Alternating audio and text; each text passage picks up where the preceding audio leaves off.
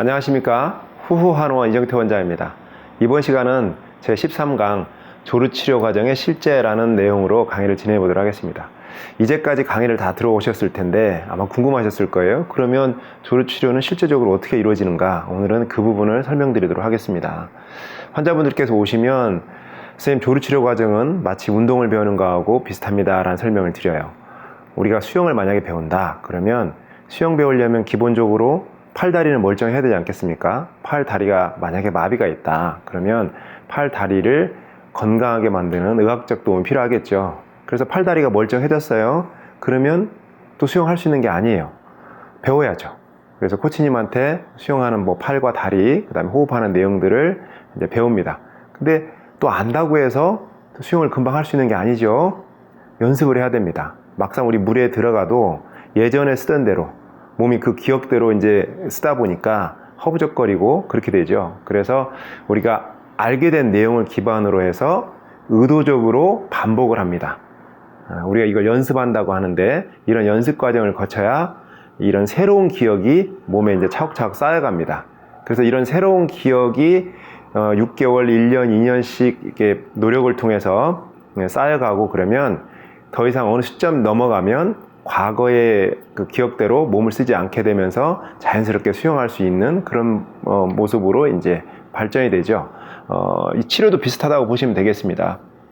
우리가 앞서서 여러 강의에서 조루를 치료하려면 기본적으로는 그 누정이라는 과정을 원만하게 할 수 있는 신체적인 환경이 갖춰져야 된다. 적어도 50회에서 60회 정도는 지속삽입이 가능한 정도의 신체적인 조건은 갖춰져야 된다. 만약에 이게 안 갖춰지면 이거 개선을 위해서 의학적으로 도움을 받아야 된다. 그런 말씀을 드렸어요. 그래서 첫 번째 조건이 이런 신체적인 조건을 개선하는 노력이 필요하겠죠. 그래서 이제 이런 신체 개선을 위한 노력과 그 다음에 이런 신체적으로 조건이 갖춰져도 내가 사정주를 마음대로 할 수 있느냐? 아니에요. 내가 몸을 잘 쓰는 방법, 어떤 성적 흥분을 유연하게 받아들이고 여유있게 거기에 반응할 수 있도록 인지반응이라고 하는 조건을 개선을 해야 된다. 이 말씀을 드렸어요. 그래서 크게 보면 신체적 조건을 개선하는 문제와 인지반응을 조건을 개선하는 이 두 가지 문제를 순차적으로 풀어가야 이제 조루치료가 이루어집니다. 그래서 그럼 신체적 조건의 개선은 어떻게 이루어지느냐? 크게 보면 이 두 가지의 수단을 씁니다. 이제 첫 번째 이제 소개되는 게 약물 처방이고요. 그 다음에 이제 물리적인 처방이 또 있습니다.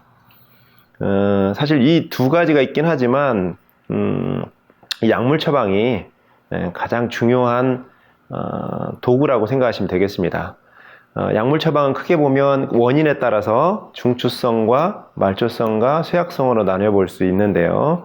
중추성은 이제 기현탕이라고 하는 처방을 주로 활용을 하고, 말초성은 이제 쾌뇽이라고 하는 전립선 치료용 약물들을 많이 쓰게 되고요. 쇠약성은 건양탕이라고 해서 발기까지를 회복시켜주는 이런 이제 보양 처방을 중심으로 많이 활용을 합니다. 사실 이 중에서 제일 많이 활용이 되는 처방은 기현탕이라는 처방입니다. 저희가 2013년에 그 특허청으로부터 이제 특허를 받은 처방인데요. 조루증 치료용 한약 조성물이라는 이런 명칭으로 저희가 특허를 좀 받았습니다. 실제 이제 오시는 환자분들이 전체 비중이 중추성이 85% 정도 가까이 압도적으로 높기 때문에 아무래도 이제 이 처방을 제일 많이 쓰게 됐고, 또 이 처방을 찾아내려고 노력을 좀 많이 했었던 것 같아요.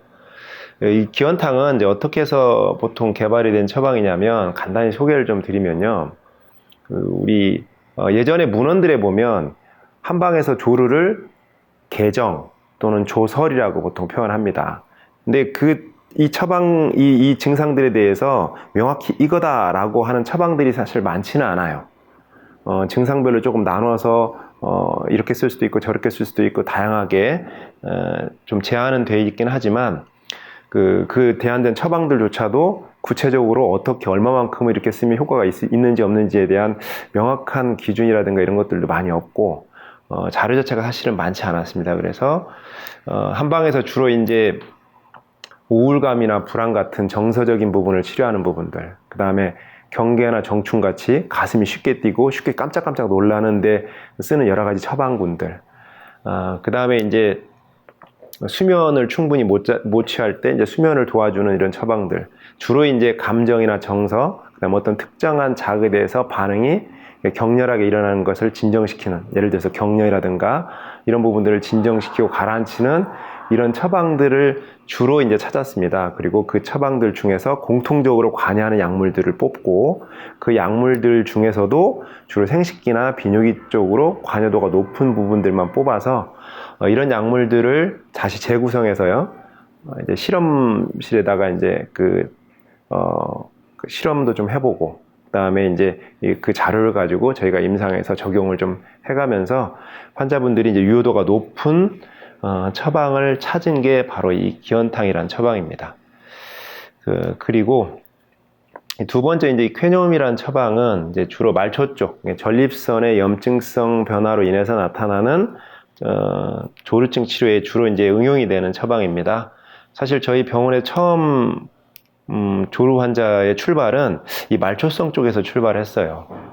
초반에는 이제 전립선 관련된 환자분들을 주로 보다가 그분들이 전립선 증후의 하나로서 이제 조루증을 많이 갖고 있고, 또 그런 부분들이 전립선이 치료되면서 자연스럽게 해소되는 모습을 보면서 이게 전립선하고 조루하고의 상관도가 상당히 높고, 또 이러한 치료가 궁극적으로는 조루하는 형태의 치료에 큰 역할을 하겠구나라고 생각을 했었습니다. 그리고 이제 초반에 이제 그쪽 중심으로 많이 처방도 쓰고 그랬는데, 이게 이제 한계를 좀 갖더라고요. 이런 말초성이 아니라 앞서 말씀드렸듯이 중성 요소가 사실은 더 많고, 이런 분들은 요 처방들이 특이도가 떨어지니까 아무래도 이제 좀 어려움을 경험하던 차에 아까 말씀드린 이런 과정을 통해서 이제 개발된 부분들이 이제 이런 처방이었습니다. 그리고 이 두 가지 외에도 이제 그 발기라는 형태가 나빠지면서 조루증을 같이 또 호소하시는 분들이 종종 있었고, 또 그런 분들을 발기를 치료하다 보면서 2차적으로 사정조루까지 원만해지는 그런 사항들을 경험하게 되면서 이제 쇠약성 조루의 어떤 치료 약물들을 좀 저희가 정립하게 되는 그런 계기가 됐었습니다. 그리고 약물 처방과 함께 이제 뭐 레원이 가능하신 분들은 이런 물리적인 처방도 저희들이 진행을 하는데, 가장 흔하게 많이 쓰이는 처방들이 이런 전기침요법들, 그다음에 특수열 장침, 그다음에 이제 봉동약침이나 많지는 않지만 이제 추나라고 하는 치료들도 저희가 활용을 합니다. 이 전기침 같은 경우는 주로 여기 엉덩이 쪽, 우리 천골이라고 하는데요, 그쪽하고 척추의 흉추 11번, 12번째, 그 다음에 요추 1번, 요쪽과 관련된 그 주변의 경혈과 여기 엉덩이 천골 쪽에 있는 주로 경혈들을 사용해서 침을 놓고 전기자극을 약 15분 정도 주는 그런 치료법입니다. 저희들이 사정에 관여하는 사정 신경이랄까요? 자율신경계가 앞서 말씀드린 흉추 아래쪽하고 아랫부분 흉추하고 그다음에 천골 쪽에서 교감신경과 부교감신경이 나와요. 그래서 이쪽에 있는 그 신경절의 긴장을 좀 풀어주는 것도 상당한 도움이 될 수 있어서 저희가 이제 그쪽 관련해서 치료를 진행하고요. 특수열 장침은 요거는 전에 이렇게 전립선 등이 붓거나 긴장이 되고 그 아래 위치에 있는 골반주 근육이 딱딱해지거나 그러면 요 사이를 통과하는, 그래서 음경까지 내려가는 신경이라든가 이런 부분들이 압박을 당할 수 있고, 이 압박 때문에 음경 등이 야릇하게 예민해질 수 있다라는 점을 설명을 드렸는데요. 그런 부분들에 도움을 줄 수 있는 침법입니다. 그러니까 그 신경이 지나가는 주변에 유착이라든가 압박을 이렇게 장침을 통해서 풀어주는 그런 치료입니다. 보통 이제 환자분들이 오시면은 음경에다 놓나요? 이런 질문을 하는데, 음경에다가 시술하는 건 아닙니다. 그리고 이제 봉동약침. 이 봉동약침은 보통 전립선에 의해서 염증이 발생이 되고, 그래 인해서 통증이 크게 유발이 됐을 경우에는, 특히 통증까지를 같이 갖고 있으면서 사정이 빠른 경우에는 이 봉동약침이 굉장히 효과적입니다. 다만 이 봉동약침이 이제 염증성 통증에는 굉장히 효과적인 수단입니다. 그래서 그런 쪽에는 의미가 상당하지만 다른 요소들, 예를 들어 중추성이라든가 쇠약성이라든가 이런 요소에까지 영향을 주는 건 아니라서, 간혹은 이 봉동약침으로 모든 조루를 치료할 수 있는 것처럼 얘기를 하시는 분이 있는데, 그거는 조금 사실하고는 좀 관계가 좀 멀 수 있는 부분입니다. 그리고 추나라고 하는 부분들, 요거는 이제 척추라든가 이런 부분들에 비틀림이라든가 왜곡이 있을 때 그런 부분을 교정하는 치료인데요. 간혹 이제 필요가 있는 경우가 있습니다. 근데 흔한 치료는 아니고요. 대개는 앞서 말씀드린 세 가지의 치료들이 주요한 그 물리적 처방이 되겠습니다. 자, 이런 과정을 통해서 신체적 환경을 충분히 개선시킬 수가 있는데요. 그 이후에도 우리가 이제 몸을 쓰는 방식에 대한 개선이 필요하다고 그랬습니다. 그래서 인지 반응 조건을 개선할 필요가 있는데, 인지 반응 치료 조건을 개선하기 위해서 가장 많이 저희들이 앞서서도 말씀드렸던 부분이 뭐였냐면 성인지 행동 치료입니다.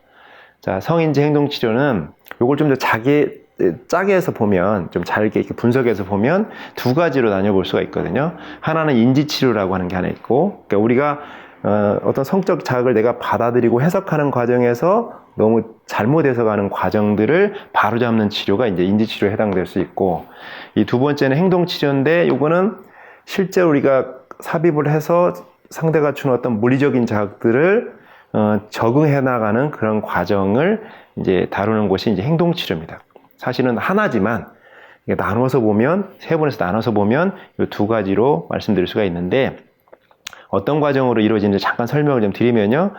인지치료 하려면 일단은 관찰을 해야 됩니다. 환자분들이 어떤 상황에서 얼마큼 쉽게 흥분이 되는지를 관찰해야 되고, 그 상황을 이해하는 과정에서 내가 왜곡된 부분이 있다면 그 부분을 논리적으로 반박을 하게 합니다.